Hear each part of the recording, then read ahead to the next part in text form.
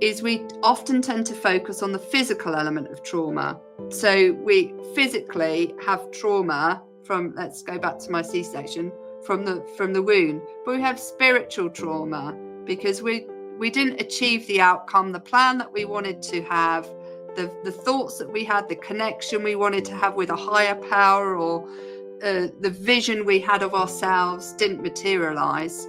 The outcome that we wanted from a personal perspective didn't happen. That kind of spiritual trauma gets encoded in our mind, along with the mental trauma on the thoughts that we were having. What we thought was going to transpire doesn't transpire. So we have all this negative self-talk, all this mental trauma, and the visual images get encoded in our mind. And then we also have the emotional trauma. So the trauma associated with the feelings that we weren't expecting that we now have, the feelings that we hoped to have that didn't materialize. All of these do a little dance together in our mind and in our body. And welcome to the Consciousness of the Way. I'm your humble servant and Sifu, Taoist Master San Qing. And what an incredible day it is. Again, it's good to be me. I want to welcome to the podcast Dr. Ruth Allan. All things psychological, neurological, and brain health is first and foremost important part of her journey to help decipher the labyrinth of the human condition. Welcome to the podcast, my dear friend. Oh, thank you so much for having me on your show. I'm really pumped to be able to connect with you and talk about all things brain health and my journey. So yeah, I'm always looking for, in my opinion, beams of light that there is clear evidence of what you're contributing to the raising of humanity's consciousness, in my opinion. And you are an incredible beam of that light. So I'm very grateful to have you here today. And furthermore, how about we just do an abbreviated version of how you got here? Oh, my goodness. So I abbreviated. How long have you got? As long as you want. Remember, I've warned you before. Yeah, I know. So my journey really started back in 2016 when I was working in the corporate world. Absolutely hated the job. But I wanted to start a family. So I spent most of my time working for myself, thought I'd go and get a real job, as it were, and joined the corporate ladder. And during the course of my time there, I was what I thought was on track for promotion. I got pregnant, very exciting times. And shortly after falling pregnant, I had a very traumatic miscarriage. So I was only 7 weeks pregnant-ish, there or thereabout, could have been longer. But it was traumatic nevertheless. And for anybody that has experienced a miscarriage at whatever stage of pregnancy, it is a hormonal rip out of your heart and body, and it's horrendous in every way.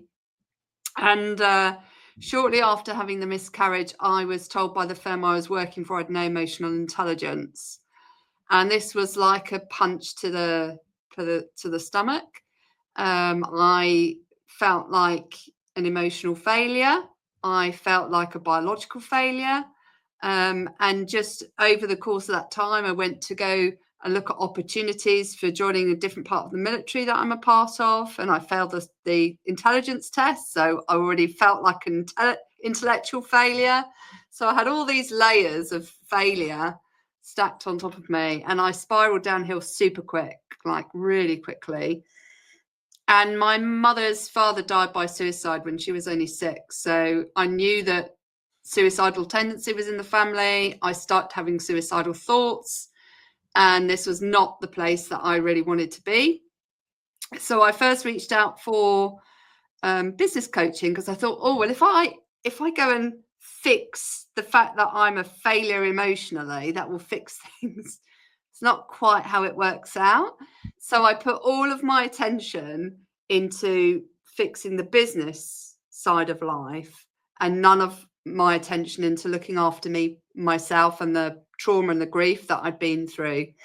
And I realized that when I was looking at business coaching, there was just a whole part of me that was missing in terms of developing.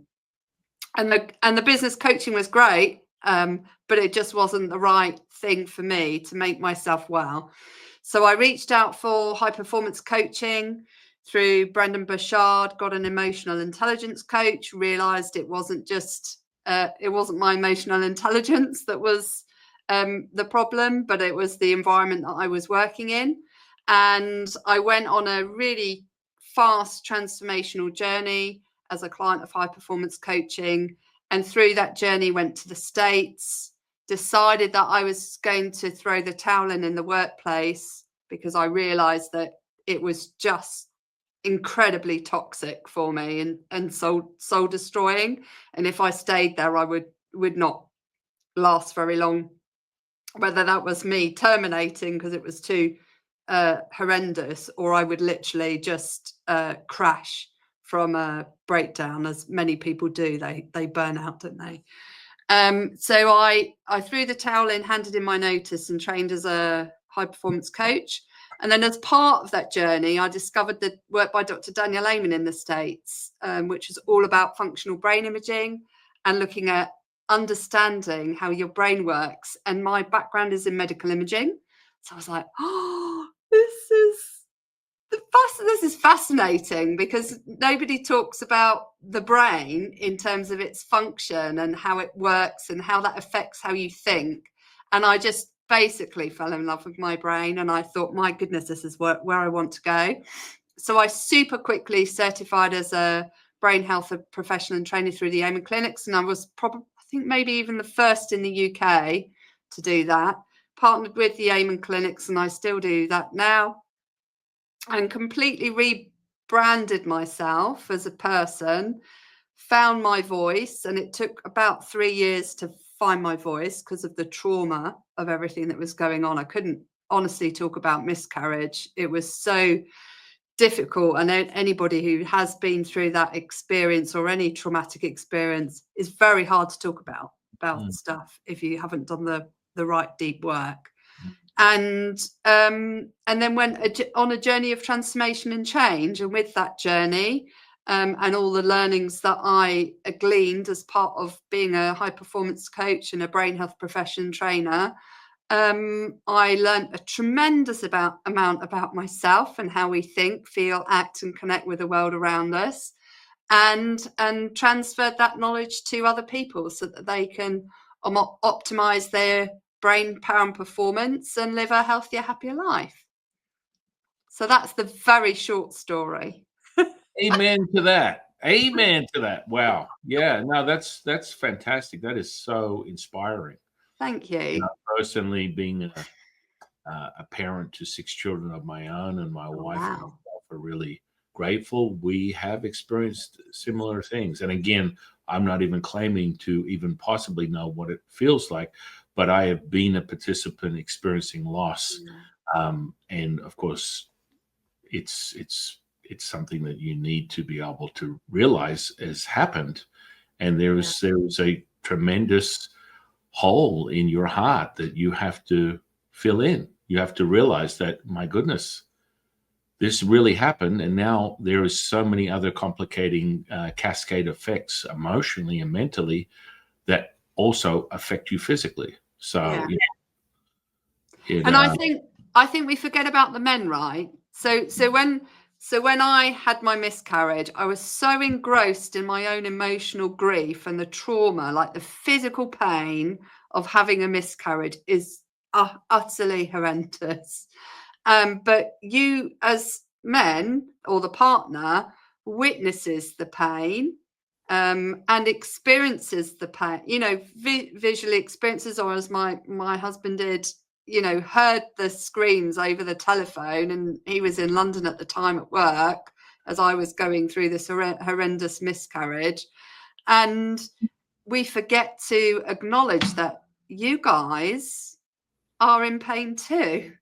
You're in pain for the loss, the emotional loss that you're experiencing, because you're part of that creation that unfortunately didn't manage to survive. but you're also experiencing the pain of the partner that you love and care for and want to look after, and the pain that they're personally going through. So I think we really, the whole process of miscarriage, I don't think we talk about it enough to acknowledge that it is very difficult for people, and it can be enduring. The loss can be enduring, and the grief can be enduring. And I think what I really struggled with at the time was one of the people I was working with had lost a family member, and they were given permission to take as much time off as they liked, and deal with the grieving process. But at the time, there was no real great policy for miscarriage and dealing with miscarriage. Well, there's no difference. I'm sorry. There's no we experienced the loss of a child. That's it. Yeah. That's exactly what happened. I mean, whether you want to play it down to, oh my goodness, no, it's just a couple of cells. No, I'm sorry. That's not how it works.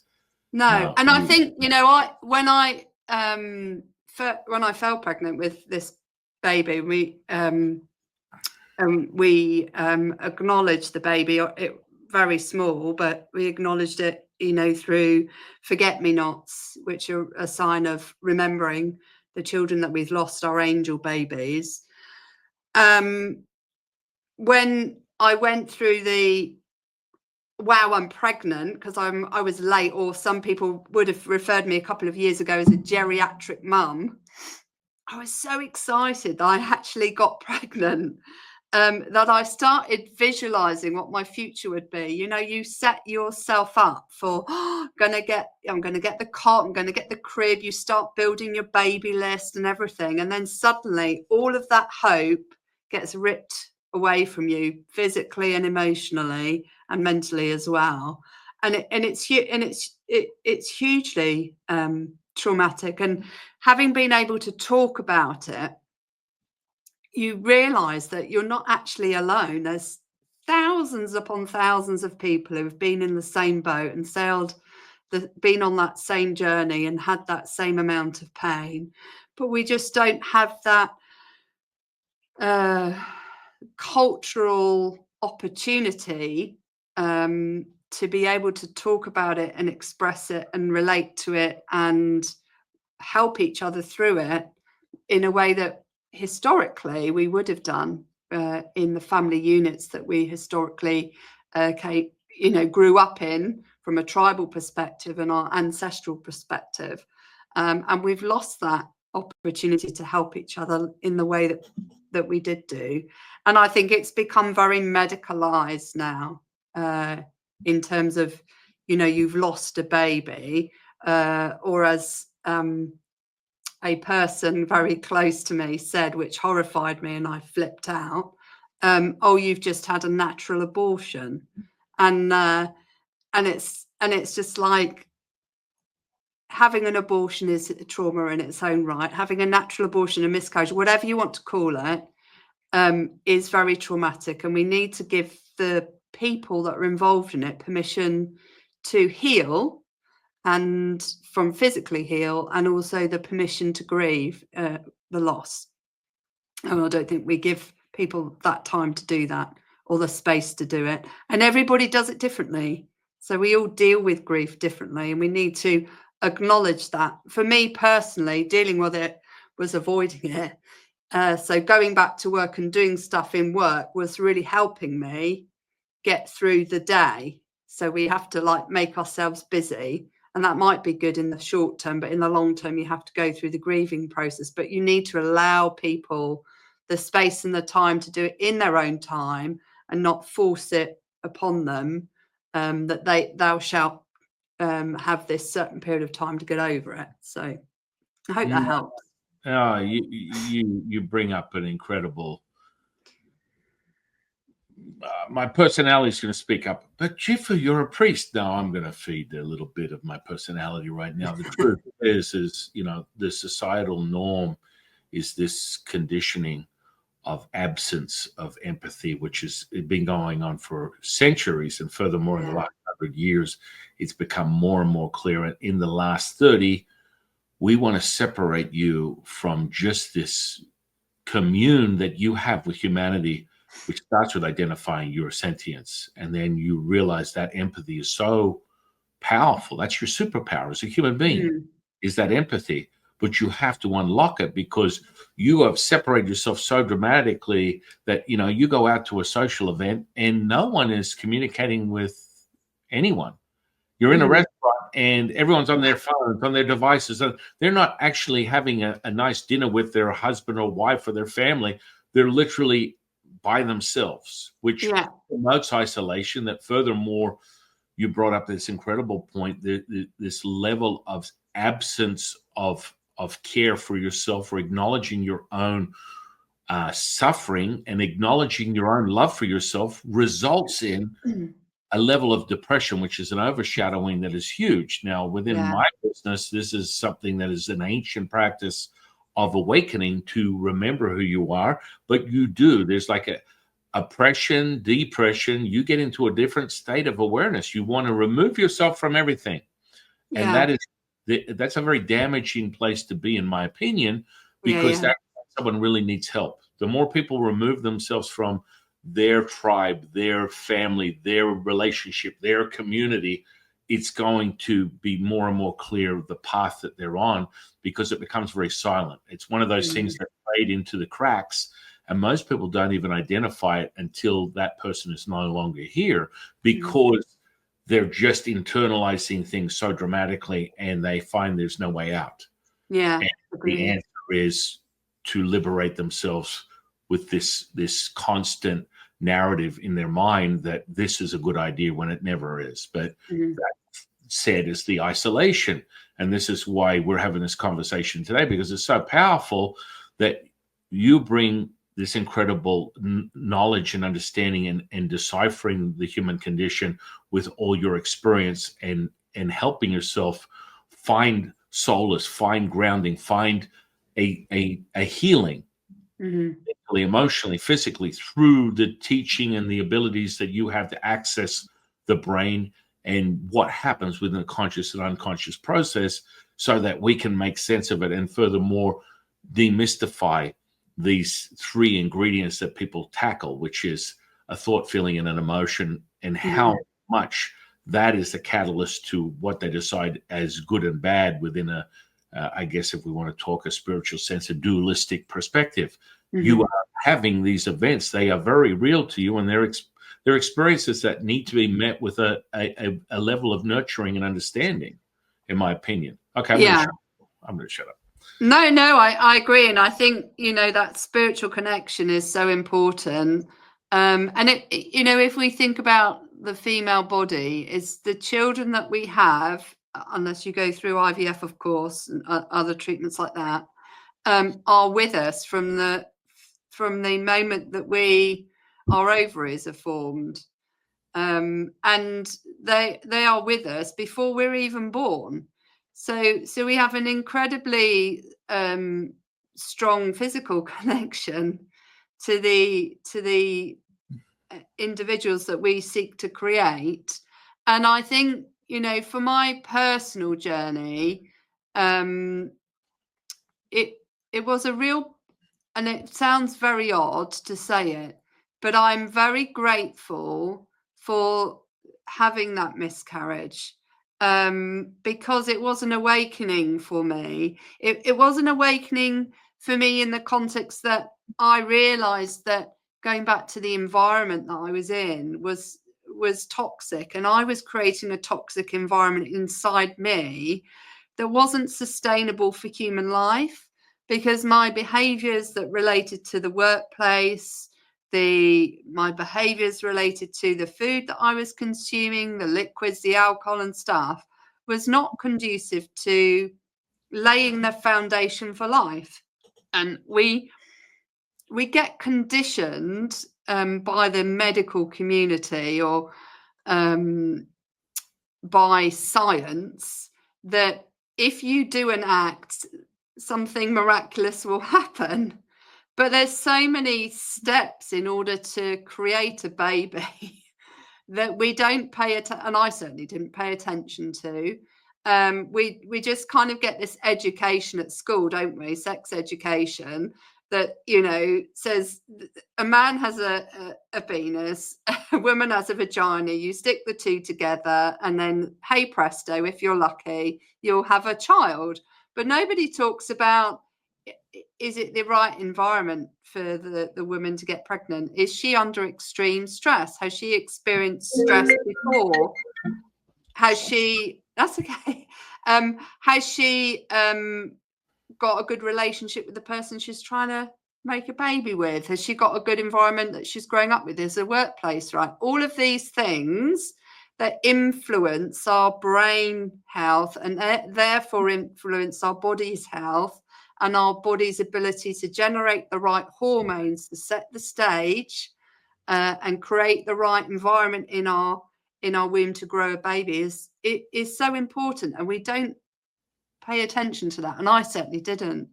And so when I started on this personal journey of transformation, I realized, oh my God, I am almost the perpetrator for not setting the stage for helping this child have a great life, you know, have a life.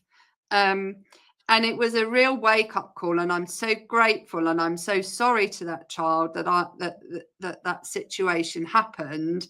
But if I had not had that awakening, I would not have, in 18 months later, optimized my health and well-being, lost 27 pounds in weight, and right on the day, pretty much, that I was my optimal weight, I fell pregnant.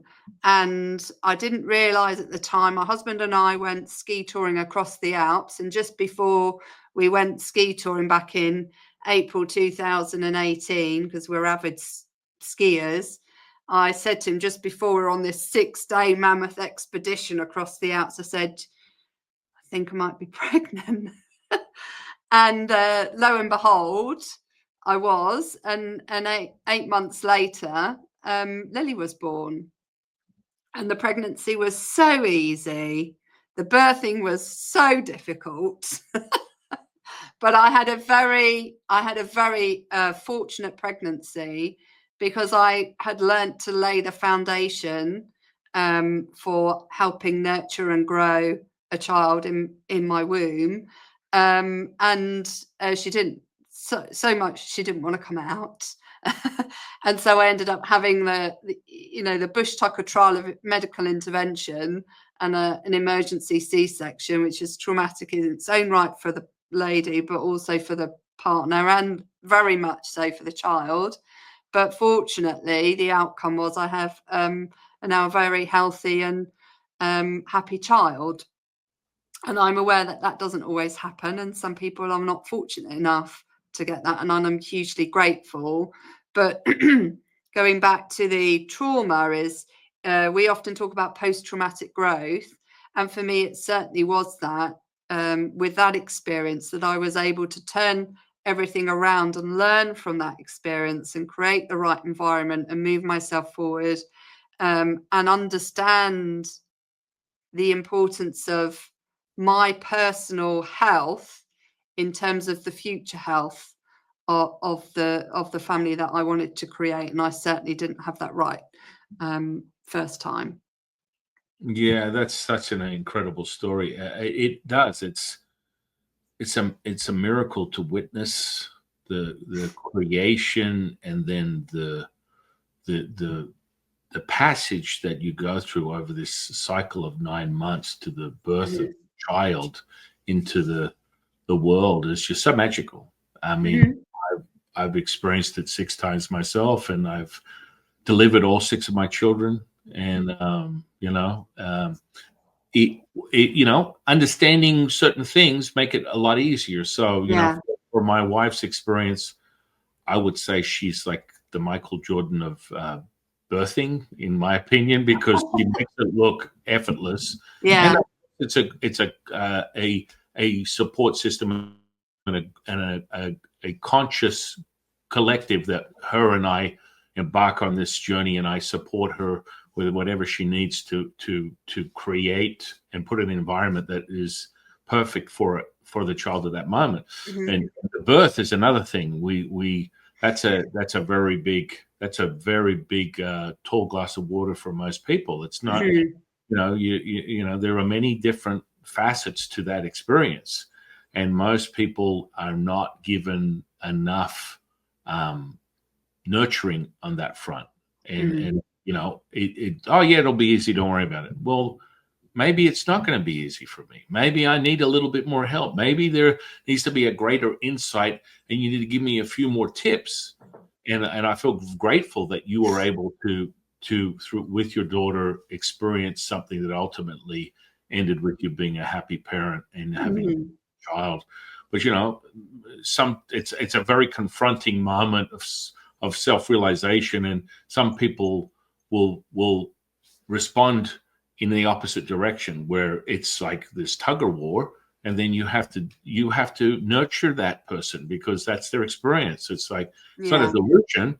It's really happening. My body's responding this way, and my baby's having its own experience, and we need to work together to optimize the result. And I'm glad that happened for you, because for many people, they don't get that opportunity. And and we need to acknowledge those people, because it's very hard to lose a child and then not be deemed as being a parent. And for me, I think when you create a being, irrespective of how far along the process of creation they are, you've been a parent to that child as they were growing inside you, and you will always have that that experience and that memory of that time, and to cherish the time that you did have connected to them is really important.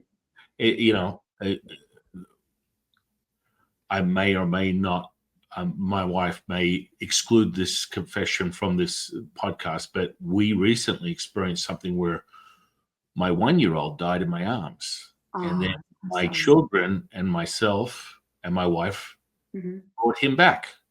He was gone. And so this is a very traumatic experience, but my children are all healers in their own right. And we collectively came together, and he was literally brought back into his body. It was the most, and you see, it's really weird because of my training and conditioning, I've transitioned thousands of people, and I've been through that ring of a path of righteousness that you have within your own journey as a human being, and then ultimately what happens at the end of that journey and where you go. So I've experienced this from a priest perspective for 30 years. So when I'm in that space to witness healing, I'm no place, no person, no thing. So I don't respond or react to events like that, which people go, "You're crazy. How do you do that?" And it's just about realizing what I can harness that will effectively change the probability of the event through my own training over all these decades, that fundamentally you'll witness a miracle. So I wasn't expecting anything other than that. But at the time, if I rewind back to that moment, if I wasn't in that place, I would be absolutely unhinged because I witnessed it. It happened to me. It happened to happened to my wife. And to watch his lifeless body literally back from death, like gone, it was just absolutely a miracle. But I've also witnessed these miracles hundreds, if not thousands of times over the last 30 years, where most people come to me where grandma's in a coma, the doctor tells them they're going to die. And through the indigenous practices and rituals that I've been trained in, that's not the outcome, and the probability changes. And then furthermore, you see a miracle, which is absolutely unfathomable for many people to comprehend and wrap their finite mind around, because they stay in the intellect as opposed to widening themselves up to this intuitive state of knowing, which I believe that you get a crash course in and a conditioning to as a mother, as incredible maternal state of awareness that is generally your birthright, coming into this world as this divine feminine energy, that you have this ability to capture that is it's a miracle. Mm-hmm. It's a miracle. So this may or may not be in the podcast. I'll just, my wife will decide what it is, but it was absolutely sobering. But watching him come back from DOA was unbelievable. And that came to the testament of my children too. They all came together. I've taught them how to use these techniques. I teach them many different techniques, from remote viewing, telepathy, psychic readings, all that kind of stuff. And first and foremost, the fundamentals is energy healing. And then the ground level stuff, the basement level stuff, is everyone, I believe, needs to understand the components of the conscious and unconscious mind, and furthermore, integrating that from the trance or hypnotic state, which is so fundamental. If people don't understand this, the basis of hypnosis, they need to get a grip on it, because then you get a further enriching perspective of what that really means to be conscious and unconscious, and what you can actually do to heal yourself through that lens. Yeah. And I think there's a tremendous amount that we don't tune into, that we can tune into. So, for example, when my daughter was born, she had it was like a 72-hour marathon, an incredibly traumatic, drugged up experience, because they were using all of the medical interventions to get her out, which I wasn't super happy about, but it was what it was. And when she was born, she had like birth nightmares. And it wasn't until I came across the practice of havening, where we use the power of human touch to calm the mind, that I thought, well, I will see if I can use this modality on my daughter, who was only 18 months at the time, and I taught her the modality. And I tried it with her when she was in a deep sleep and experiencing a nightmare, and came in, and it's very simple. As you talk to your child in a soothing, calm way, and you're there, and you embrace them and nurture them and hug them while they're going through that experience. In the same way as that a child needs emotional support, you need to hold them for them to know that you are there. And actually, children think they are connected to you up until about the age of 2, so they don't realize they're a separate being, and ultimately they're not really a separate being, because they need you in order to survive. So I nurtured her and caressed, stroked her body, gave her, the havening is basically giving yourself a hug, washing your face and washing your hands. And you activate you create deep calming waves in your mind when you stroke your skin. That's why our children need it, for comfort and support. It calms them down. It creates oxytocin and GABA and a whole heap of lovely chemicals that help us calm ourselves down, just as we do when we're in deep sleep. And when I did this with my daughter, the nightmares, after 3 nights, her nightmares went away. And I think we forget about the inherent power that we have within ourselves, through the power of human touch, through the power of human connection, through the power of spiritual connection, through the power of the connection we have with ourselves and that we have with others, whether that's emotional, physical, mental, or spiritual, and how that power can influence an outcome on anything. So often, and I know you mentioned the process that you help people who are in a difficult state, shall we say? I just use the word state. Well, critical.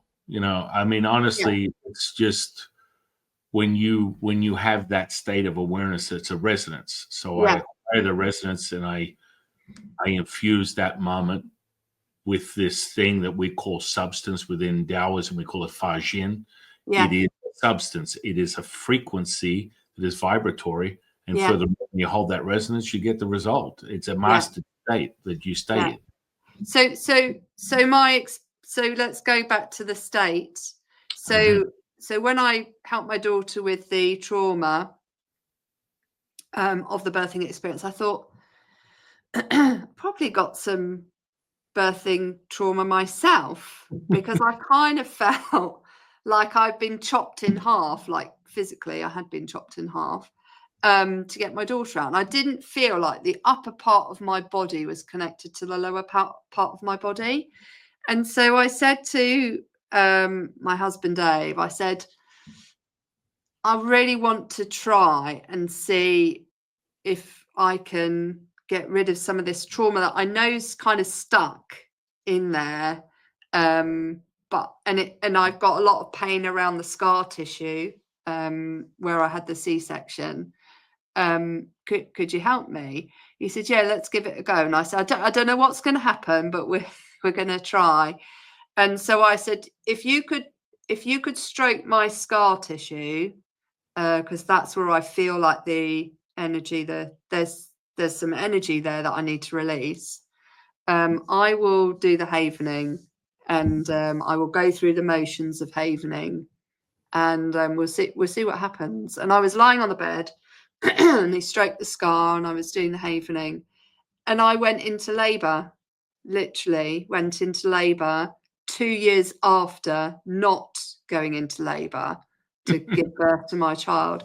And I had all of the, we didn't film it because we didn't think anything was going to happen, but I had contractions that I'd never experienced.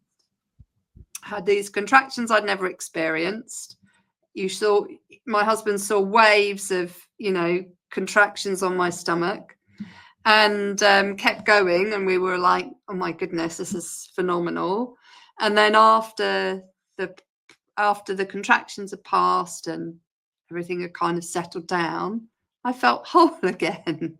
I felt like I'd been joined back together, and it was almost as if my body hadn't been allowed to go into labour, because I'd had that physical and medical intervention C-section, and it wanted to, but it'd been stopped for whatever reason, and I was able to go through the process, and it was very weird, as every woman will know, but I obviously experienced it without actually having a baby inside me, going through the motions, and having that kind of peace after the process. And I think when we experience trauma, and my focus now is on trauma, is we often tend to focus on the physical element of trauma.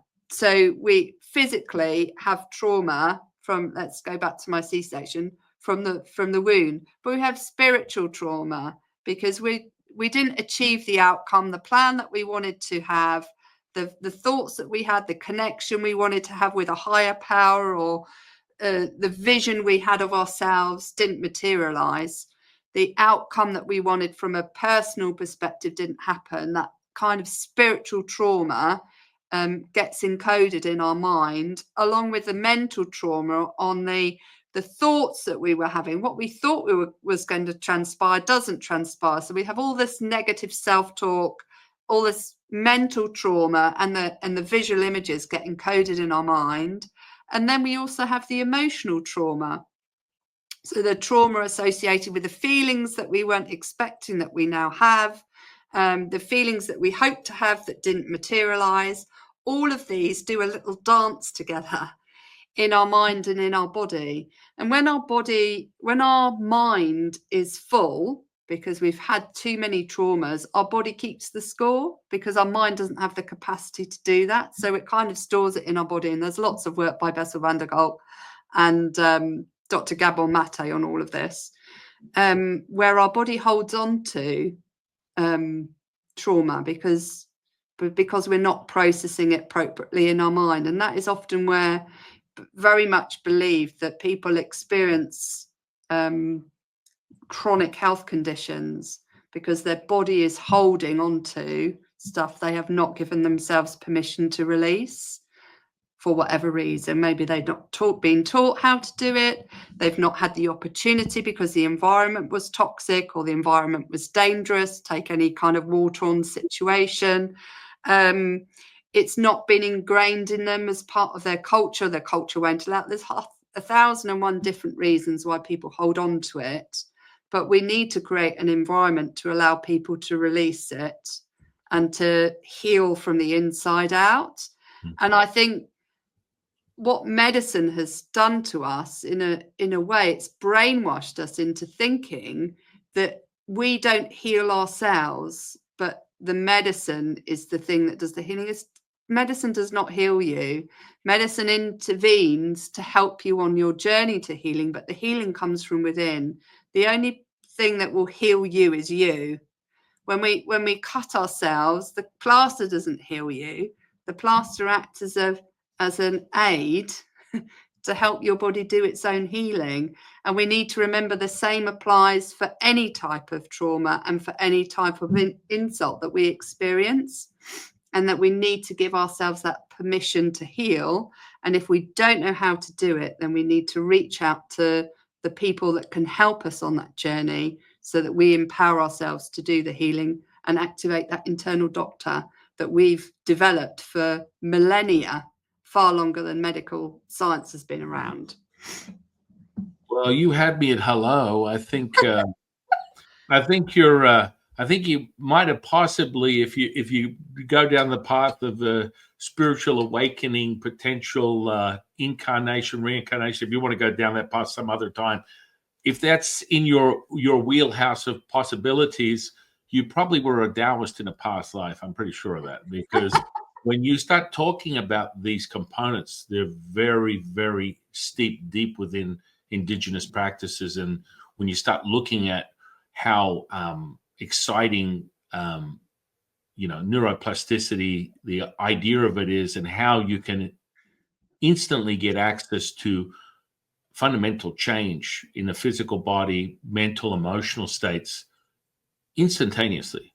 A lot of people don't understand how simple yet how complex the human body is. It's literally a piece of high tech machinery that is actually presenting itself as a physical form, but it is beyond any AI or any technical advancement that we could imagine in our wildest dreams. You have harnessed access to it. The potential is unlimited, and we're still discovering what that really means. And that takes us on the path of, the societal conditioning and the brainwashing that,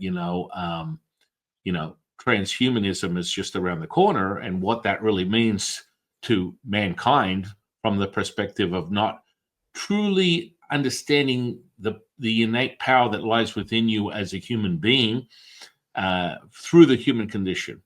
So the condition is the labyrinth. And then when you realize you are a human being, which is really your ability to access everything at once, and that is tangible.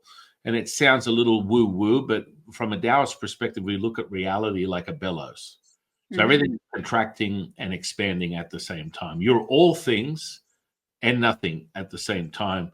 And your position is, as if you are going to accept this mission, Ethan Hunt, is to find that center point to that very true nature of who you are, which it's within a resonance that you find that unified state, because we're all subject to this polarizing effect of what we perceive as duality.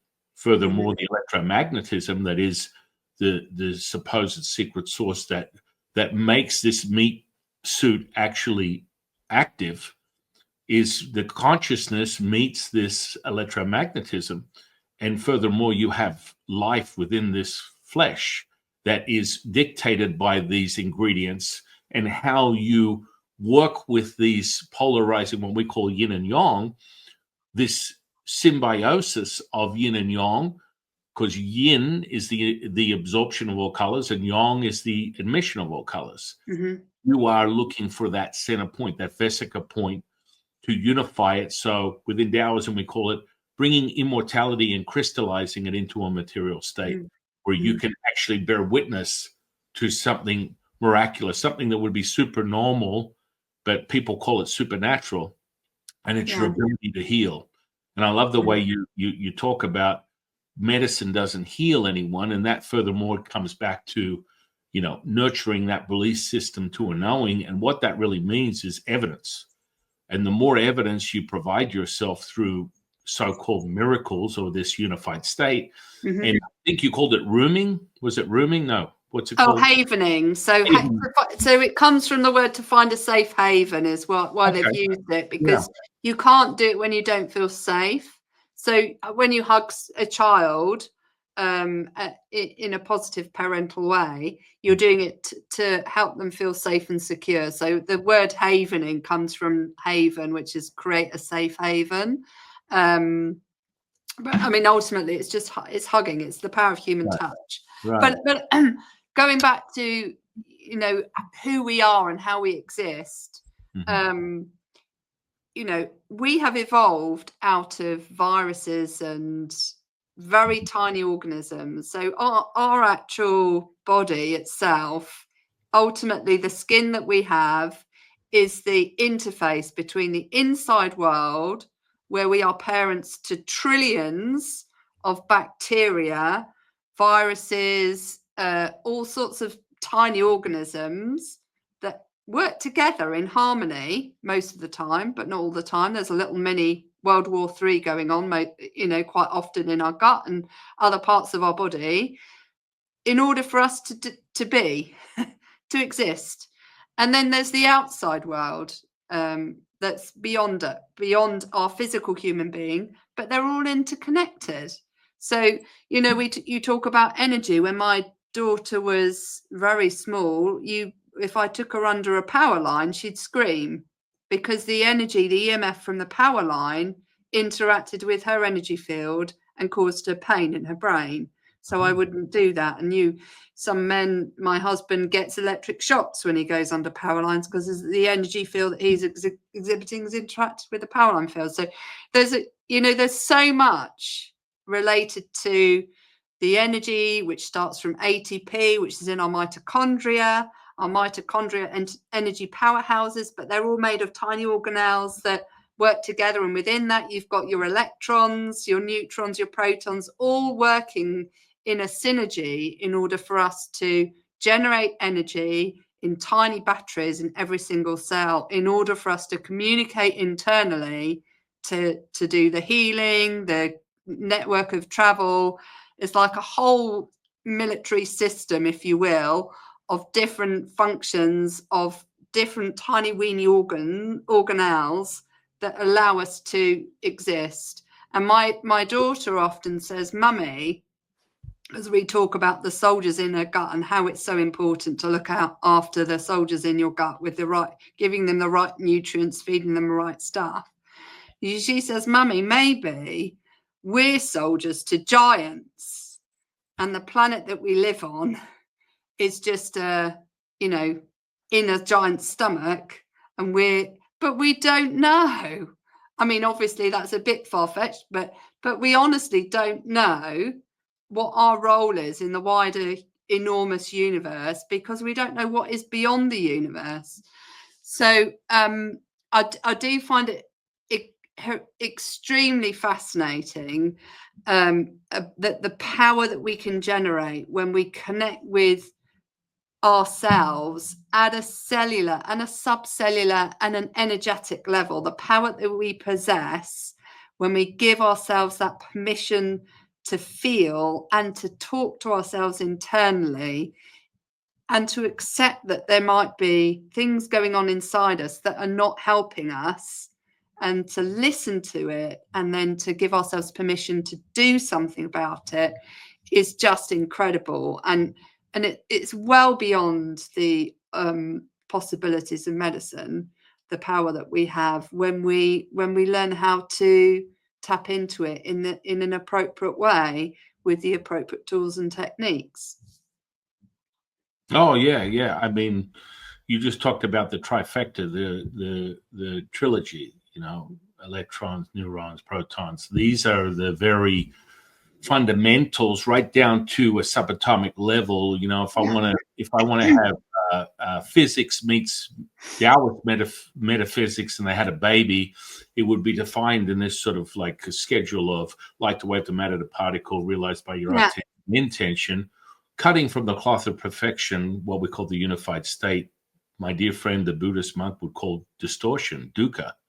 this is what we consider a currency that you operate in within this realm, dimension, however someone wants to present it from a physiological or a physics perspective.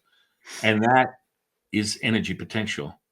And that energy potential that you have created with your attention intention, if you use the holographic model of self-realization, if you want to get into the physics aspect, you have something that is energy potential. It's vibratory, it's frequential, and if met with a resonance, it's repeatable. And there you see the miracles. And furthermore, that havening is really interesting to me. But if shout out to one of my parapsychologist friends, we call this what we call ideomotor response, or where you are feeling and experiencing a spark of divinity through your physical body that comes from a more clinical perspective. As a neurologist, you would call the self-receptors on the dermal layer of the skin are transmitting information to what we call the three treasures, the pineal, pituitary, and thalamus. And the alchemical fun factory is using the culture medium of the blood to shuttle the information and turn on and off your gene expression at will, forming this magical realization. This is where, I get people that are like, oh my goodness, I got back problems, I got this. I'm like, we're not even going to energy right now. I can't even sit down on a chair, I got back problems. Somehow get on the ground and roll over 3 times. What are you talking about, Jifu? Get on the ground. I don't care how you do it, but I got back problem. Get on the ground, roll over 3 times. Now get up. Oh, I don't have any back problems. Oh, I can sit on a chair now. That's how fast the neuroplasticity of the human body can be reprogrammed and altered at will. And, people get so... And it's a miracle. It is a miracle. And I think we see, I see this with my clients with havening, where they have an encoding. Let's take a knee pain. So they'll have knee pain, like you mentioned, back pain. They'll have knee pain, and I've had it for months and months, and it won't go away. And actually, the knee pain is they're exhibiting a past trauma that they haven't had resolved. And so when you go back into the past trauma and you focus on helping them unchain that traumatic pain that isn't physical pain, but it is expressed physically, but actually it could be emotional pain, it could be mental pain, it could be spiritual pain. When you go back and you unravel all of that, you can help, the physical pain goes away. And I've had, as you have seen, one session, they've come into me, can't walk, can't run, haven't been able to do this for months and months and months. They come and have a session with me. We're not doing it in person, it's over Zoom. And that after the session, they said, I can get up, I can walk, I've got no more knee pain. And the next day they've gone running with no problem whatsoever. And the problem that we experience with science today is it thinks it's got all the answers, which it's not scratched the surface of anything, especially not when it comes to the brain. It's like the final frontier of science. And people think like physical pain, that's it. That's just like, but it's not. There's so much more to how people show up and express what's going on in their bodies and in their minds, because of this interconnection between the two, and also the interconnection between the rest of the universe, and how that influences our perception of ourselves and our perception of the world around us. And when I think about things that are unexplainable, my dad and I had a very, very strong connection. He's passed away, sadly, and it was very traumatic for me because we had such a strong connection. And I still feel connected to him to this day. But when I was born, my mum was very poorly. And so he became the parent. He became my primary carer, which is quite possibly why it's such a strong emotional bond to him. And we would often be aware of spiritual energies, shall we say, that we could not explain. So there was a time when we went into a condemned cell together, where it was so oppressive, the energy was so heavy that we had to leave immediately. And my mum had no idea what was going on, but both of us, we just could not stay there because it was too oppressive. And then there was another time when I decided to surprise my parents when I was at university and come home from Germany out of the blue. And I sat at home, and my mum was home, and my mum wasn't home. My mum came home. She saw me, went, "Who the hell are you?" And then realised it was her daughter. And my dad came home. He knew I was home the moment he stepped foot over the bridge in our village. And he said, "I knew Ruth was home before I even stepped foot in the door."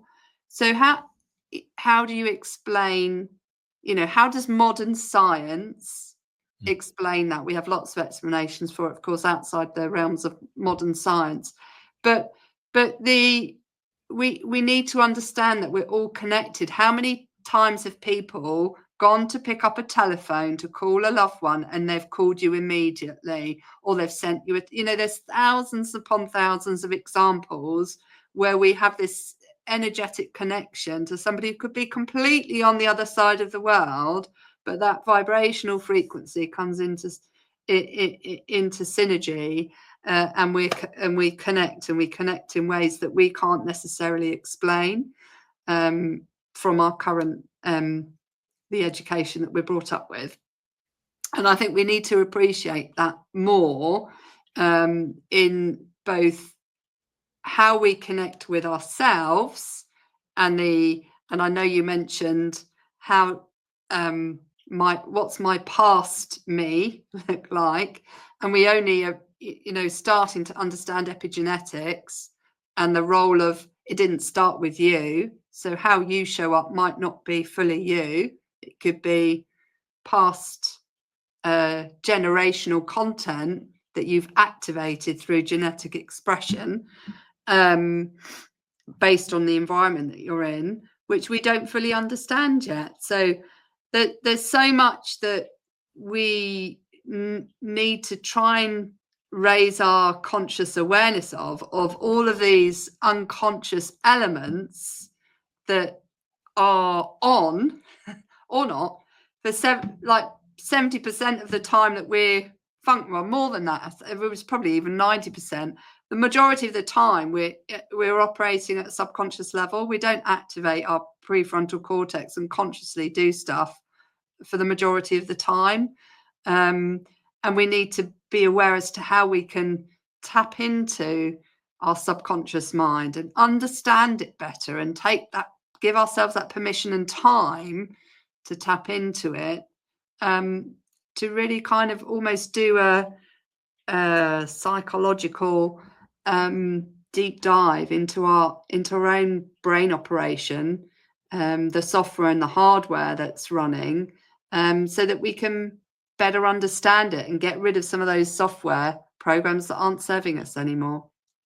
Yeah, I mean, that's why I always tell people that basement level, what I call infantile understanding, is hypnosis. You need to have a grip on that, because the most valuable commodity of this expression of humanness is your attention. That's it.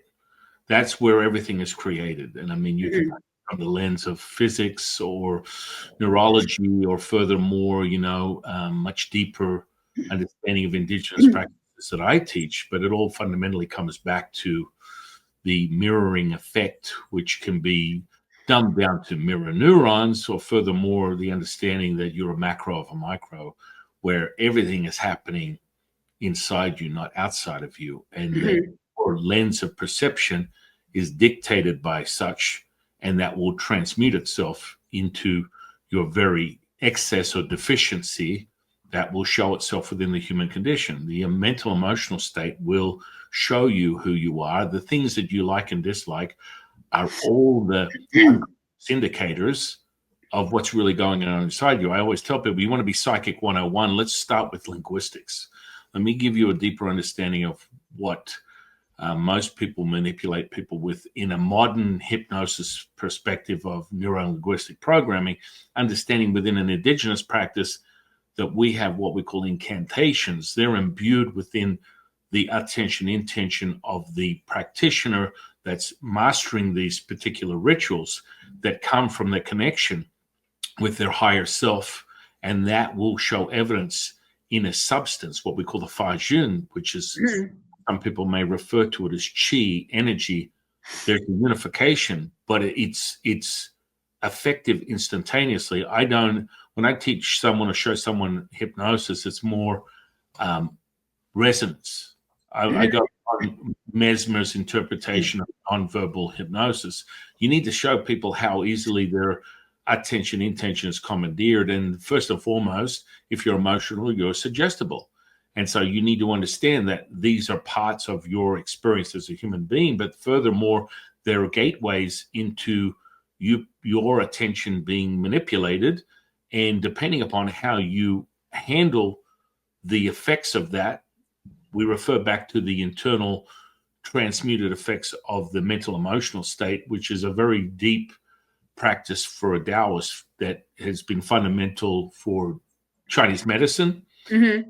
Chinese medicine is a really a watered down version of Taoist alchemy, which was an awakening for one of my teachers, the Yellow Emperor, tens of thousands of years ago. And through his own admission, through his relationship with the intimate whispers of the universe, that gave him the inner workings of the Chinese culture. And, a level of ascension for awareness is a knowing. So most people stay in their intellect, their finite mind, that's very much bankrupt. It's empty. It's not going to reap you any benefits. You have to be able to cross over. You got to go to the other side and explore that intuitive state of knowing, as opposed to the very mundane, very much repeatable, and you always end up in deficit, the intellect. This is not going to find the answers. Your knowing comes from an experiential moment, which is visceral, kinesthetic, somatic. You have empathy. Your empathy is the superpower, but you have to attach yourself to a repeatable knowing that is guiding you in the right direction. It's not being distorted and manipulated by your environment that makes it deficient. And so you're just nothing more than someone that is being commandeered because they have access. And a lot of, within my world, many people are like, oh, I'm an empath. And I'm like, that's exciting. That's great. You've discovered this access, and many people are detached from that. But then you have to understand, what is that actually giving you in a response that is repeatable, that is validated as a truth, and not just a delusional state of transitory grandeur that comes with a psychological state that is not met with evidence. It's just like your mind is creating stories, and that's okay, because that's part of psychology. But you have to move past psychology and realize that is a very limited lens of reality. It's not the whole lens. It's not an open, broad lens of what is going on, because you can be dictated, as you said, through your own admission. And it's very clear for most people listening to this podcast. Triggers and traumas are very real, and you go through your life and you experience those. The trauma will effectively give you an insight that, for some reason, I don't like the way that person looks. What do you mean? I just looking at them just gets me hot. I can't explain it, but they make me angry. Yeah. And this is real evidence, and that charge you and I got right now is evidence of what we call psychokinesis, or more a unified state, which is this commune that we have, and we are now oscillating in the same frequency, in the same resonance. That's why you're feeling the visceral charge through your body. I'm feeling it through mine, because it's real, and it's acknowledged as such, because it's now being mimicked and mirrored by each of us, and we are unified. Does that make sense? Yeah, it does. And I think, for people who are true empaths, they can be very vulnerable to the emotional state of the environment in which they are operating in. And if they don't have the tools to protect themselves, then they end up absorbing an awful lot of emotional baggage that they shouldn't be absorbing, or is best they don't, which can really weigh them down. So they end up carrying emotions that don't serve them, and it becomes an enormous burden for them. And I do very much sympathise with empaths because of the burden that they can unwittingly be carrying by basically absorbing all this emotional energy that's going on around them and not having the tools in order to protect themselves from that absorption, as it were. And it can be very destructive for them.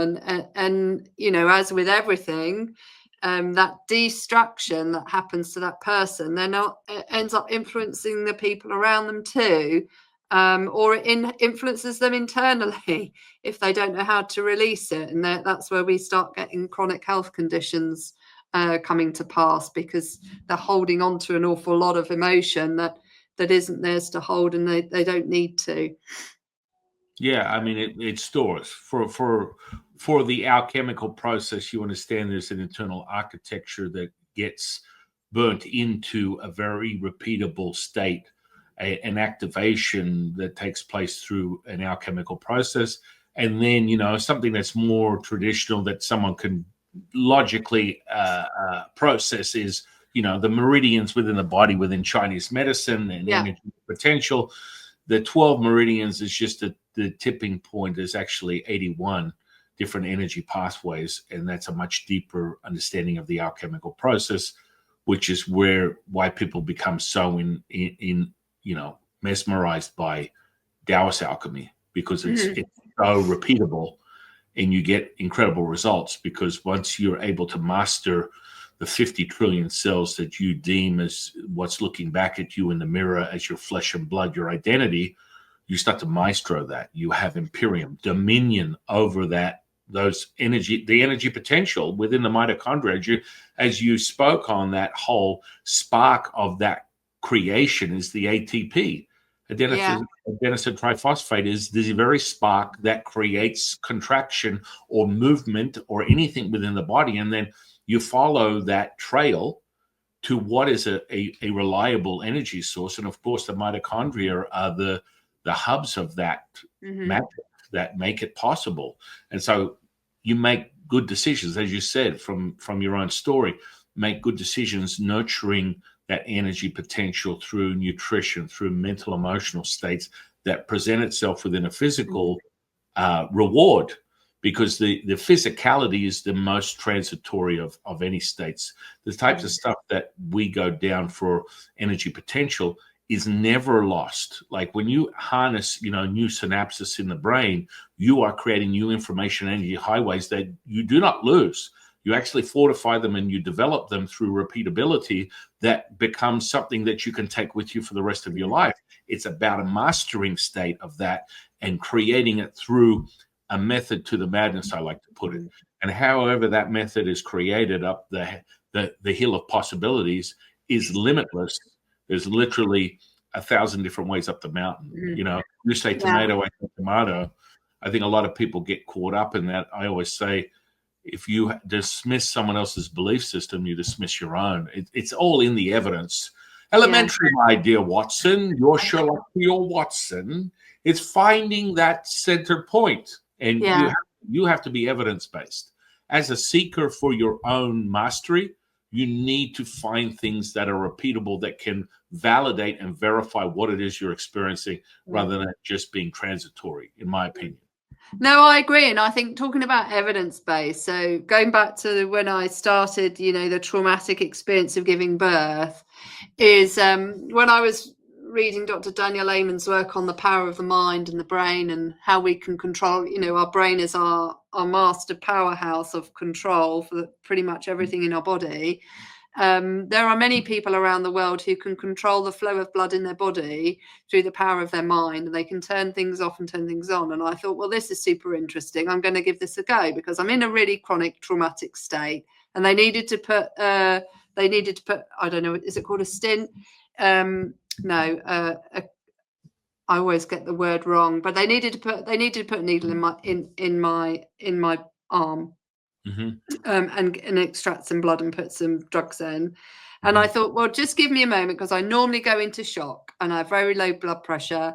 I said to the nurse, I said, please just give me a few minutes. I need to focus my attention. I need to focus my mind and direct the blood to where you want to put the needle in. Just 2 minutes, I'll be with you. And so I focused my mind, I focused all my attention on directing the blood to the arm that I wanted it to go to, so that she could do it once and done. And when she put the needle into my vein, blood shot across the room she'd hit an artery. She was shocked by the amount of blood that had entered my veins. And it really took her back. She went, "Oh my God, I've never seen anything like that. I've murdered this woman. Help! Emergency!" She said, "I've never seen anything like that." And we forget the power of our mind. And for anybody who's adverse to needles and having blood drawn, which I used to be, I have never had a problem since I directed the power of my mind to have blood drawn. Never ever since focusing my attention and directing my body as to what I want it to do have I ever had a problem. And I think that simple act of focusing our attention on what we want our body to do, we forget that we've got so much power in our mind that we just don't give ourselves permission to explore and tap into. And if we gave ourselves that permission and didn't hand everything over to medicine to solve, and allowed medicine to take our power away, or which is what we've pretty much done over the last 100 years, is we think that somebody else's responsibility to get us to heal ourselves, and actually the healing starts from within. If we give ourselves that permission, there's phenomenal things that we can achieve, both personally and with other people too, in interacting with them and giving them the power that they don't even realize they have, that they've lost. Yeah. I mean, that's the magic of attention. And now you just sprinkle intention, and that's a phenomenon that most people cannot quantify or qualify as something. They're just like, I know it works. I mean, I don't know what it is. I can't pinpoint it, but the second I take attention and I put my intention towards it, you find a result. And I think that's the magical part when you play with the unconscious and conscious process, that entry level magic that is really something that seems supernatural, is super normal. Activating things like anesthesia is a very tangible thing that I love teaching people, and all of a sudden there is no pain. So when I do party tricks like putting my arm out and running a skewer through it, pulling it in and out, and there's no entry or exit wound or blood, and people go, "What is that?" This is just a state of mind. And you demystify it and call it as such. They're like, "Well, I guess that makes sense. You mean you have no threshold of pain that you are meeting?" No, I have just created and commanded a response from my own physical flesh that once that skewer meets the flesh, it will have a response, and it will basically dissolve the pain and then heal the entry and exit wound. And that sounds so unreal for people to even, but actually it's very fundamental training within deeper levels of what we call Nigong, which is internal alchemy. The power, it's called the power that you create from Nidan, which is the internal alchemy. This type of practice is very much met with a lot of ancient indigenous practices. So conditioning the physical body by meeting it with this resonance, you will create like what is considered superhuman effects, where we are creating layers of energy potential within the physical body that strengthen the tendons, ligaments, muscle, bones that would not be able to handle that type of like pressure or weight if it wasn't met with a conditioning. and then it's at face value was superhuman, but it's actually a very normal thing. But it's a processes that people take themselves through this conditioning process. When you're saturating the cell at a subatomic level, you are bringing that energy and imbuing it within the physical flesh. It's like, whoa, that sounds kind of Harry Potter-ish. Yeah, I mean, we've been doing it for thousands of years. But when you see it, you go, whoa, okay, that's crazy, man. That doesn't even seem possible. It doesn't, it's beyond comprehension. Yeah. Furthermore, you know, something as simple as a hypnotic state of, you know, putting someone into a trance. Whenever I do that stuff, it's always fun because I taught my kids how to do it quick. You take a resonance. You're already mimicking the resonance. So consciously, they don't realize that they're being met on a neurological level with that. Yeah.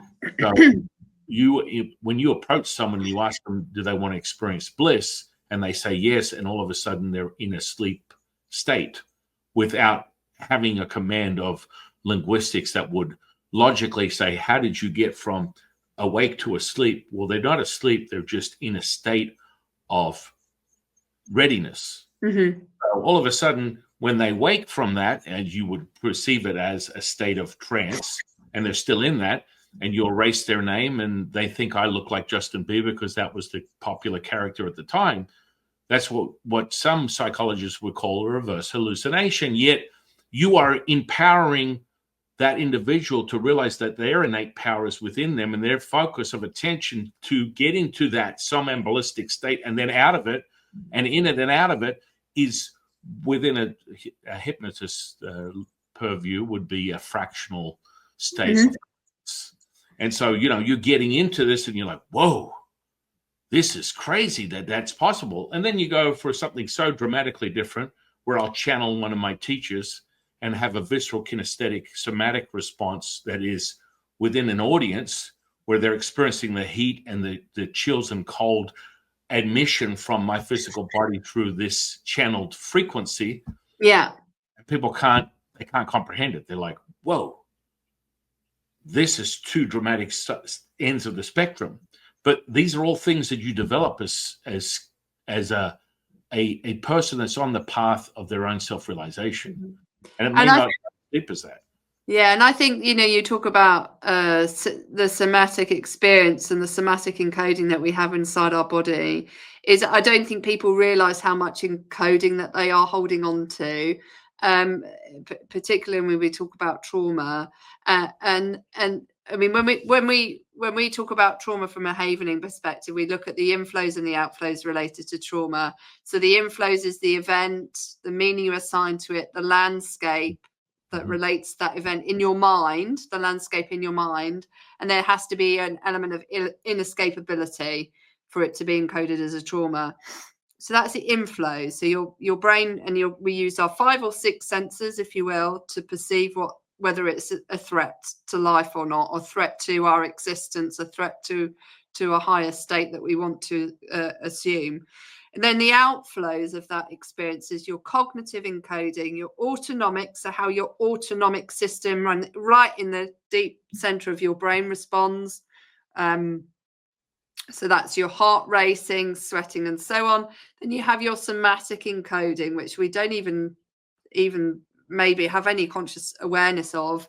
And then your emotional content. Now, when we are kids, our brains haven't formed enough to have the cognitive encoding in our mind because we don't have the thoughts and the processes connected. The neurons aren't connected yet. There's just not that neural network in our brains yet because they're still evolving.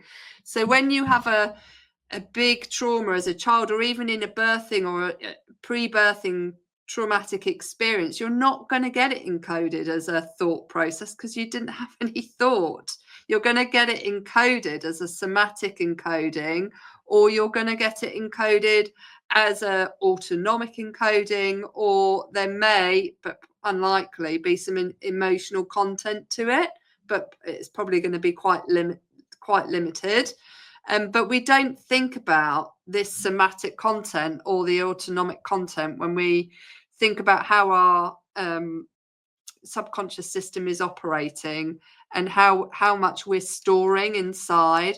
And when you witness people releasing it, it can be tremendously interesting and insightful about where we store the energy in our body and how it shows up and how we perceive it being the trauma. So people can store trauma in their neck, like it's stopping them from swallowing and it makes them feel sick, or they can store it as a heavy weight in the back of their head, or it can be like a pressure pushing down on them, or it could be an outside force that's imploding in.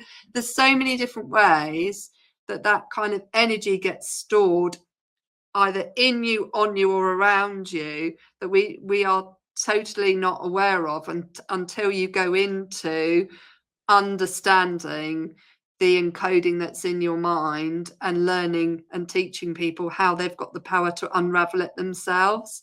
And I just find that whole element, and I'm a physicist, but I find that whole piece utterly fascinating.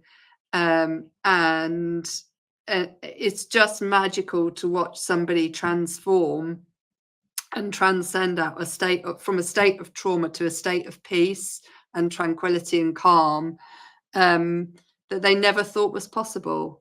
The releasing, the shaking and the releasing and the energy that comes out of people when they're letting go of something they've been holding on to for so long, it is just amazing. And where we store it, depending on the traumas that we have, is really interesting too. Which we don't have time to go into, and I'm not a specialist in that area yet.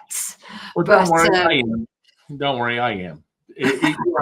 Whenever I do, and this is very indigenous and ancient in practices for one of the lineages that I'm ordained in, 2 lineages of Taoism. One is exorcism. So this is a liberation of energy. People can identify with it within their own belief system, to knowing whatever that creation is from their own belief system. If they want to believe in heaven and hell, up and down, in and out, good and bad, that will transmute it into a translated messaging that they may see and hear energies and entities that are forming within their own psyche. That's part of their own experience. They're creating this. But, releasing that is a liberation. Oh, yeah. When you liberate someone, and I've done hundreds, if not thousands, of exorcisms, it's like liberating. It looks like something out of the movies. You will experience a complete visceral, kinesthetic, somatic response that will look like something out of The Exorcist. That's exactly how it works. But reading it where you dissolve it, the most powerful potence to that is a state of complete selfishness to selflessness that requires a sacrifice of what you hold dear to you, that you consider as something of value that you don't want to let go of, is when you liberate yourself. And all of a sudden, the side effect is selflessness and servitude. And furthermore, you are contributing to humanity's awakening to their empathetic realization that that's their true superpower. But that would come in a Hallmark version. A lot of people will go, well, it's love. That's great. Love is a facet of the diamond of perfection within Taoism, but it's not the complete. I have never witnessed, and I've witnessed miracles, thousands of them over my lifetime. And at that moment, I am in the present moment. I'm no place, no person, no thing. It does not require my participation to witness this act of unification. But with that, you see crazy things. Like, I was waiting for you to explain to me that the hardened tissue from your release was dissolved, or in somewhat you felt evidence of it being dissolved through your healing. Was this true or not? So certainly the scar tissue got better. So I didn't have, certainly there was a certain shift around that area. But I know I haven't fully released it all. So I know that there, and we know, I talk to a lot of pain specialists and people who have experienced pain and they've been able to unchain it. We do hold on to stuff that we don't realize we're holding on to physically. And I know there's more work to do. I know there's more work to do in my mind from the functional brain imaging I have and the traumatic encoding I have from childhood, and probably from the loss of my father, there's always more work we can do. And it's finding the right person and modality, because, you know, people think, oh, let's just, and I hate this approach. Are you there? Dr. Ruth, are you there? Oh, here we are. I'm here. It's having one modality to fix something. And it's like, but there are so many hundreds and thousands of connections. How is it that you can tell me that one thing, that one approach that you've dreamt up that works for maybe one person, that the average Joe, but there's a whole distribution of people, is right for me? When we sort of like CBT, and I know CBT can be really helpful, but it can be incredibly destructive for people, and it can be incredibly ineffective if you've got no cognitive content. If you're a child and you're asking an adult to talk about a childhood experience that they can't express because there's no content that relates to the cognitive element, it's not going to work because it's not the right modality. So you need to find the right. It's like, you know, when you get your kid, you get the circle, you put it in the circle hole. You get the diamond, you put it in the diamond hole. You can't put a circle in a diamond hole because it's not the right shape. It doesn't fit. And there I have a remedy for you. It's called the Way 126. It's a transformative app that I created that takes you from a zero to a hero in no less than 9 weeks, having a mastery of your emotions. As they don't control you, you control your emotions. Absolutely. And what you do is, the great thing is, all you do is you come in, you can be John Smith, the janitor, or you can be the next version of the Dalai Lama. When you hit play, your side effect immediately is, how did I have 8 pina coladas, a full body massage in 10 days in the Bahamas? That is the response, because it's a visual audible experience giving you a kinesthetic response. And furthermore, you master the ability to remove your emotions and your feelings off the screen like an icon on a computer screen, leaving the thought as wisdom that you can then use as a reflected form of wisdom, but the emotion and feeling are removed from the category. And that's a mastery. So if you're looking for a remedy that is universal, if the only thing it doesn't work on, I have not applied it to aliens. So if you're not an alien and you have the same construct of the neural network of a human being, you will be affected by this, because we work on the very infrastructure of sound and visual that creates that response. So you're getting deep within it. And it's surprisingly enough, some of the craziest people, like, you know, accountants, judges, police officers, they're like, I'm literally as high as a kite. It's tax season and I could be more relaxed. I have never had more dominion over my state of awareness than ever before, because it's really energy. Like, we identify with it as an event. And the more evidence we get of the event, because our attention intention forms and creates that.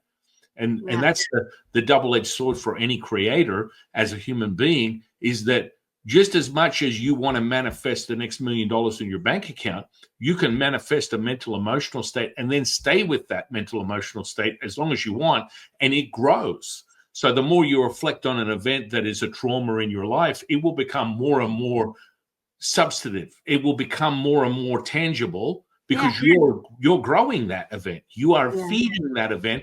And furthermore, just for all those people that are like, oh, but, you know, I'm different. Listen, 50 to 80%, you know, let's do the math. I don't know. Go ask any psychologist. Maybe 90% of the stories that we tell each other from a zero to now are fabricated or morphed into what we perceive as the now moment, but it's a vast difference. Like, you know, you might have walked past a celebrity when you were like 18, and by the time you're 45, I stopped and I met this person, I had lunch with them, I did it, and it's a story that starts to grow in itself. You know, you know what I'm talking about. It's part of it. Absolutely. I mean, we went away recently to Austria to try and recall where my husband and I first met, and trying to recall memories from that place. But we're all, all a bit of a mishmash and not very strong. But if we'd been going back every year, we'd have been creating memories and reinforcing memories that would have been overwriting each one all the time, to tell us what our original memory was, which wouldn't have been original at all. It would have been rewritten 1,000 times over based on us going back, but also us trying to recall it as well. And I think what people forget and don't realize, our body cannot differentiate between reality and non-reality. If we think about it, if we start thinking, we can create, it becomes real in our mind. And there is, and we can take power over any bad memories. We can rewrite our memories. We can do whatever we can. We are the director of our mind, and we can completely rewrite those films that we have in our mind and make them whatever we want them to be, and make them as magical or non-magical as however we like. And people don't realize that. And many therapists out there, not all, but some, don't appreciate that we have a tremendous amount of power, and the influence that what they say, what they do, and how they approach that person's mind and unraveling it, how that can influence how that person rewrites the memories in their mind, and creates either a safe place, or often, let's go back to CBT, where they make you talk about everything over and over again, which isn't helpful by any stretch of the imagination.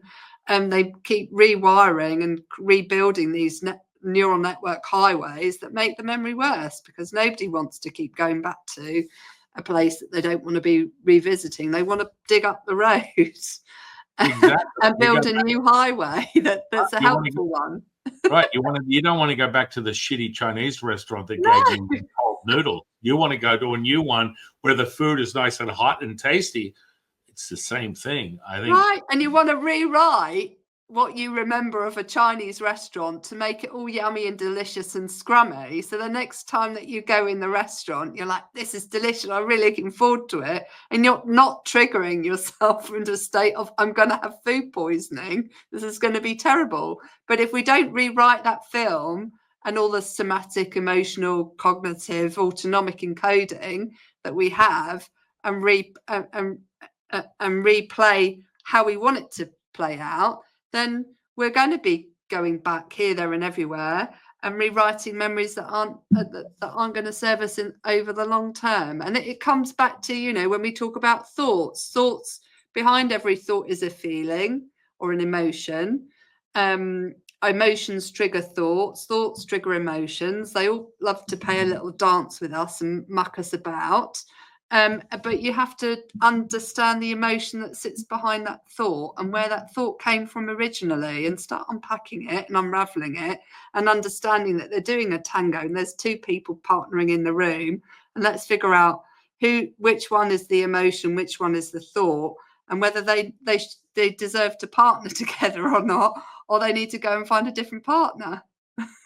Yeah. I mean, it's very simplistic. When we get down with the get down, it can be really empowering to realize the simplicity of this and what it takes to really become conscious. And it's not just like a throwaway hallmark conscious. We're talking about liberation. And, even if you water it down to a brainwave state, I've never witnessed a physical healing when my brainwave has been lower than 40 hertz. I've gone up to 40, 100, 400 hertz. And there is an exhibit of healing, physical healing, where I see human flesh transmute into and return to its natural state. And I'm not delusional, haven't had too many teas. I've witnessed it over and over again. There are miracles that are resonance, but you have to be able to hold that resonance. And so when you see something as crazy as bones fuse or gaseous seal before your very eyes, you're like, oh my goodness, what am I taking? No, it's a state of awareness, and it's a resonance that can be mimicked and repeated. And people sort of stop at, well, you got your house clean with your mental, emotional stuff. I'm able to remove this trauma that's been plaguing you for 30 years. That's just the beginning. Don't stop there, guys. If you see that, you get excited by that. Wait and water it down to the physical state, which is the lowest state of healing, and realize that if you can witness mental, emotional healing, physical healing is the lowest. That's where if that's in your wheelhouse already, go down to the physical part, because that's the basement level entry, and that is available to all of us. And if you want to have a dialogue about it, just go back to the placebo effect. I mean, that in and of itself is enough to get you excited about the potential of what you're capable of as an individual. Absolutely. And I think when you break, the word trauma comes from the Greek, is Greek for wound. And so we have to give ourselves permission to heal from those wounds, whether it's an emotional one, a physical, a mental, or a spiritual, or a whole combination of all of them. Mm-hmm. And when I break things down very simplistically. So when I first went through my traumatic experience with the firm, I was like, you are not looking at the facts in this situation. And therein was born the 5 pillars of brain health. So we always say, let's look at the facts. F is for feelings, A is for actions, C is connections to ourselves and others. And there's a whole heap of stuff associated with that. T is our thoughts, and whether they're serving us, and S is our surroundings. So there's like five pillars. And when you dive into each of those, they all do this dance with us. We have to look at all of them independently, but then we also have to look at all of them collectively and understand the dance that they are doing and how that is affecting our emotional, our physical, and our mental, and our spiritual state, and learn how to unravel them. So simple things like feelings, we spend most of our time in an emotional state, but we never check in with that emotional state to understand what state we're actually in.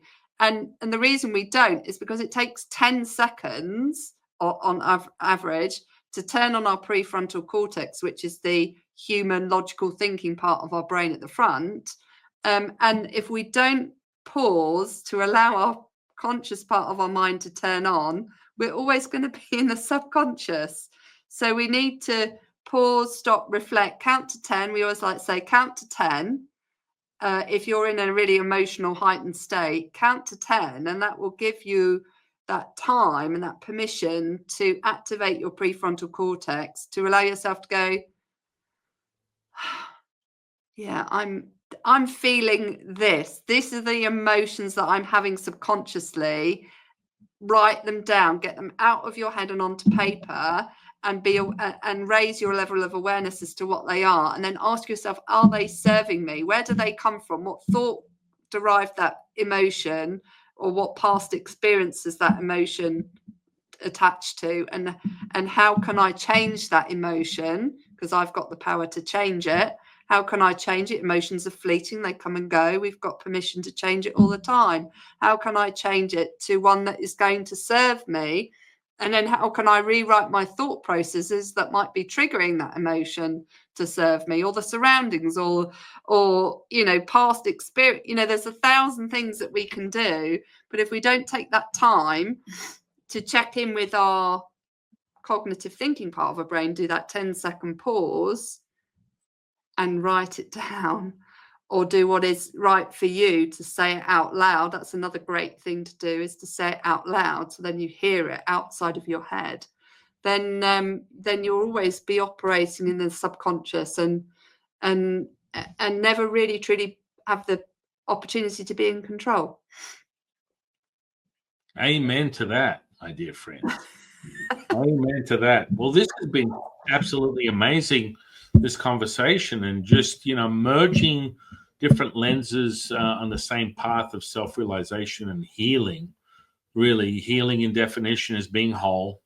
And I believe that, the contribution that you're making to that journey for individuals, and I assume collectives, by what you're sharing with your community and, just humanity is just profound. And I'm very grateful for you. And I'm very grateful for this conversation today. Wow. That was, see, I told you for the audience, she said an hour. Oh, it's an hour and 40, copper. I don't know what happened. I just got a little lost on the cobble trail. You know what I mean? This is the excitement of just two energies meeting that have the same desire and the same divine spark of wanting to help people and help them realize this, that they are all powerful, they are all knowing, and it just comes with the tools that you use. And I think it's amazing what you're doing for humanity and what you're sharing with people. I will say, I'm going to put your social media and your interweb under this podcast. I want to ask you one last question before we close this out. What is your definition of spiritual consciousness? That is a fantastic question. So I would say spiritual consciousness is your awareness of everything that is within, around, and through you that makes up who you are and how you are connected to everything that exists. So it's that spiritual awareness of you are a tiny cog in a machine of connectivity that goes far beyond yourself, and having that awareness as to how you can influence the connections I know we talked about this at an atomic and a subatomic level, that power that you possess to influence that field. Woo! I love it. I've done hundreds of these podcasts, never got the same answer, as I should not. We are all individual facets of the same diamond of perfection, which is really what consciousness is about. I think it's beautiful. In closing, would you like to share? I imagine, can people have sessions with you, or do you teach classes? Yeah. There's books. There's a whole heap of other things that I want everyone to go out and check out. And when I say that, I want my students, disciples, 126s, subscribers. Now you know what a 126 is. A lot of people are like, what is 126? Are you trying to condone some indoctrination of some cult? No, it's an app that helps people find themselves. So now you know what that is. So you don't look like, what is this guy talking about? I want everyone to go out and experience what Dr. Ruth is offering, because it's amazing, it's profound, and it brings you right to a point of awakening. In my personal opinion, there is never enough of these incredible tools being offered to the world, because there's a million ways up the mountain. Don't ever be stifled or stopped by you haven't found it yet. Because this conversation will ignite a spark within you. And this may be the right conversation. It may be Dr. Ruth. It may be myself. It may be something completely different. That's why I love having these conversations. Mm-hmm. And I would say, people sometimes, we're in a very dark world at this time. And I know we've been in very many dark times historically. But, people, there is always hope. And Amy Kardashian, who's been through war-torn situation, came on my show and said, hope is having open possibilities every day. That's how you should think of as hope. There is always hope, because you are never out of possibilities to try something different that can serve you and help you and heal you, or i.e. you heal you. So keep exploring. There are people out there, and if I'm the right person for you, then hopefully you'll connect with me, and we'll find a way through whatever your struggles are and help you. That's incredible. Yeah, hopium is one of my favorites. We get to hopium through our Sherlock to our Watson. We start with a desire. It creates inquiry. Inquiry is contemplation. Contemplation turns to curiosity. Curiosity then blossoms hopium. Hopium is then nurtured into a belief system. That belief system is met with knowing through experiential moments like now.